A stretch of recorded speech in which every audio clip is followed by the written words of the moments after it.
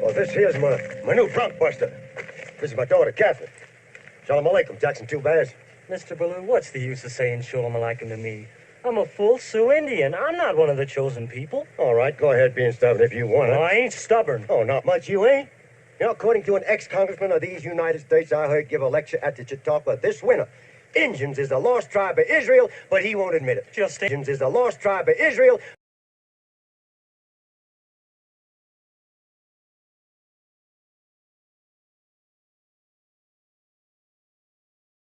To keep in mind is we're asking the United Nations to help us that charges of genocide, a war against humanity, war crimes, and a crime of aggression be laid, because your Liberal Party was also responsible. Every party, every governance that has been in power, there's been a war conflict of Indian Residential School, 60 Scoop, Indian Day School, and Millennium Scoop. None of your governments have clean hands. All of your governments have blood on their hands. None of you are different. You haven't changed because you haven't started your healing journeys. The moment that we have our voice and our backbone, you want to shut us down. And you think you're privileged to disrespect us. The moment we tell you, because of your colonial mindset and your colonial way of being, your white privilege, your white fragility, you can't take our truth. Look how many people came to bat for you, white lady, and you're a guest here. Without us, you'd be homeless. This is over. Exactly.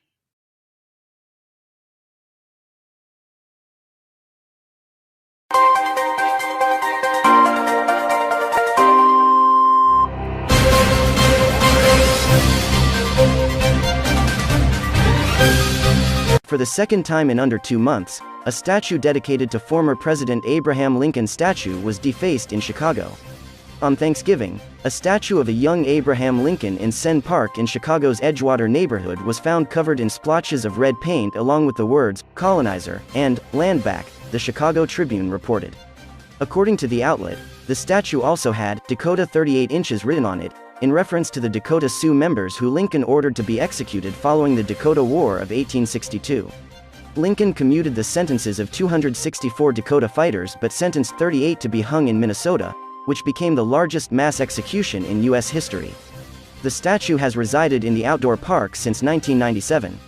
It was chiseled by sculptor Charles Keck, who also designed monuments of former presidents Andrew Jackson and George Washington. Abraham's statue covered in blood. A similar message was written across another statue of the 16th president in Lincoln Park, roughly 6 miles away from Senn Park, on October 11. The vandals, who remain unidentified, allegedly wrote, "Dethrone the colonizers, land back," and "Avenge the Dakota 38." The Chicago Tribune said the perpetrators also posted the names of the 38 Dakota men with the message, "Tear down the myth of Lincoln the Great Liberator." The statue in Lincoln Park, called Abraham Lincoln, the Man, has been called one of the most significant sculptures of Lincoln from the 19th century and was sculpted by Augustus St. Gaudens in 1887 to 22 years after Lincoln's death. The Chicago police have yet to make any arrests.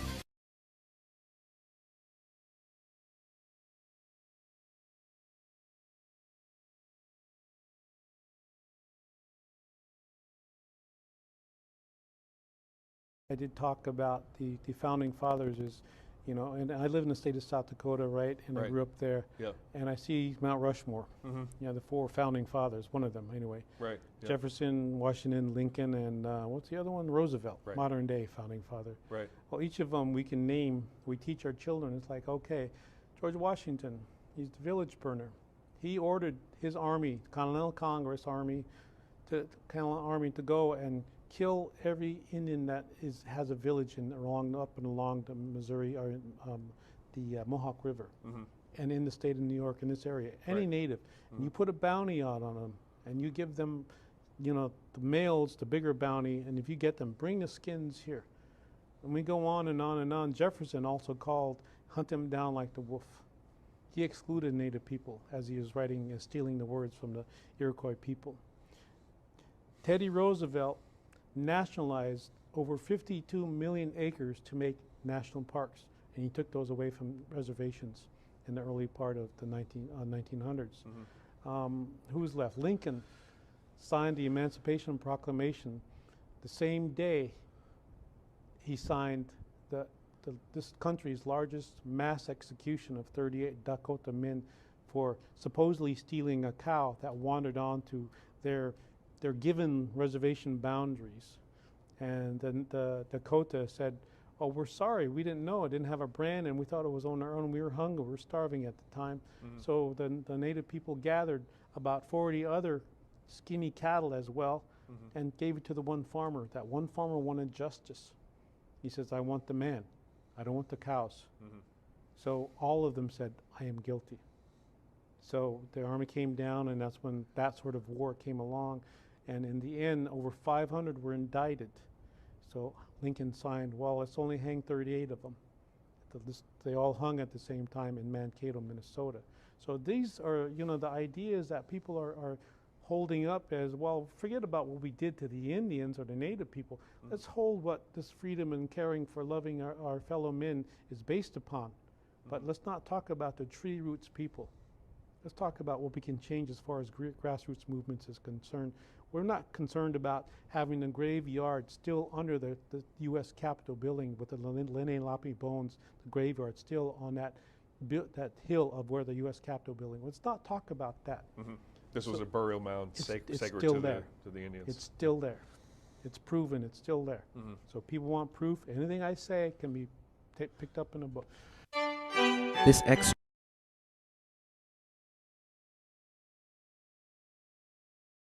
the meeting, but we talked about that, and I wanted people to know the truth about that. It was actually, if you want to talk about how Thanksgiving came about. I do want to talk about it. First of all, you got to remember, my dear brother, that history, his story, it's not our story. When they proclaimed Thanksgiving, it was in Mystic, Connecticut. A tribe of Indian people, the Pequots, that were thriving and surviving. But shortly after, we taught these white people how to farm and how to take care of the land and raise food. They got beside themselves. A few years after they started prospering, they decided that they were going to take their women and their children out to a big field and have a cookout celebration.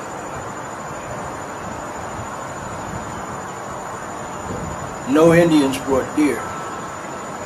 There was never a Thanksgiving dinner with them, according to what they say. Not true. The celebration of Thanksgiving was the men walked off from their families and went further north into Mystic, Connecticut, and he murdered these Pequot Indian children, elders, women, and men. Got them in the enclosure of their habitat. They had built forts, per se, but that was only for the protection of their people. And they trapped them in where they couldn't get out, and they set it on fire, and they burned them to death. Then they came back. They were so thankful that they had killed these Indians, but that was the first Thanksgiving, not what you read about in their books. It wasn't until when President Lincoln decided, instead of having it every other day when they were going to different tribes killing them, that he decided to make it once a year, a day of Thanksgiving once a year. True. But let me tell you about President Lincoln.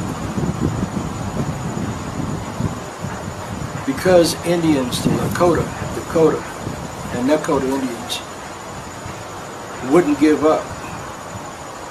These are the people from Minnesota, North Dakota, South Dakota, up in that area, would not give up. They were fighting, and they captured in excess of 200 of them. And they wanted to hang them all. But Lincoln intervened because of politics, should I say politics. And he said, no, I don't want you to hang them all. Pick 38 of them. And that's how they came up with the Mankato 38. That was the largest mass hanging ever in this country, this republic.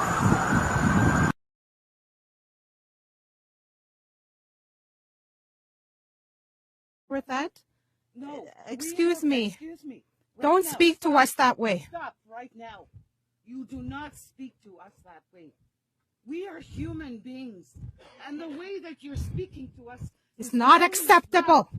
You are not. No, stop it. Stop it right now. We don't want you here. Can you please leave? Step out. Step out. Step out. No. Then I don't want to hear from you. You have no right. You don't speak to us like that.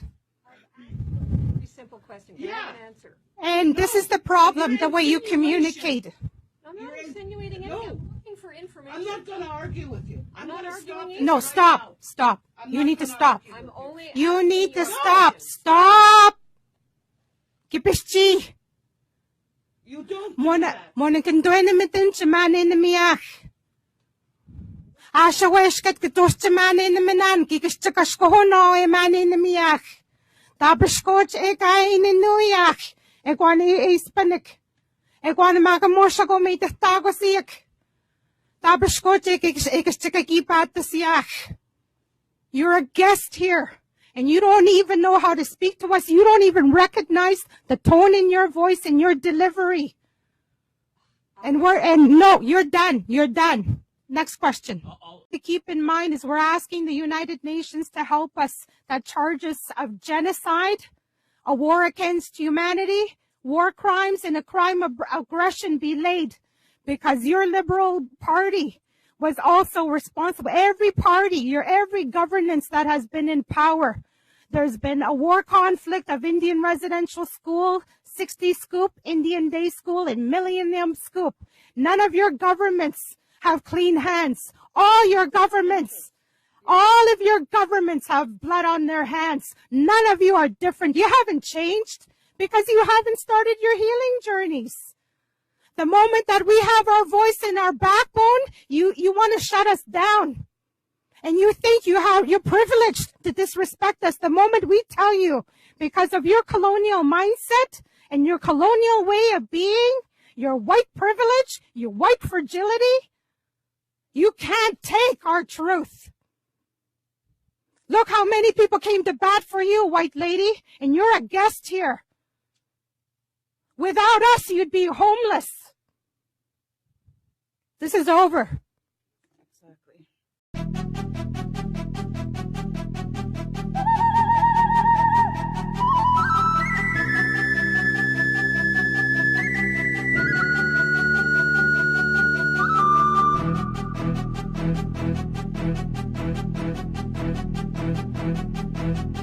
Hey!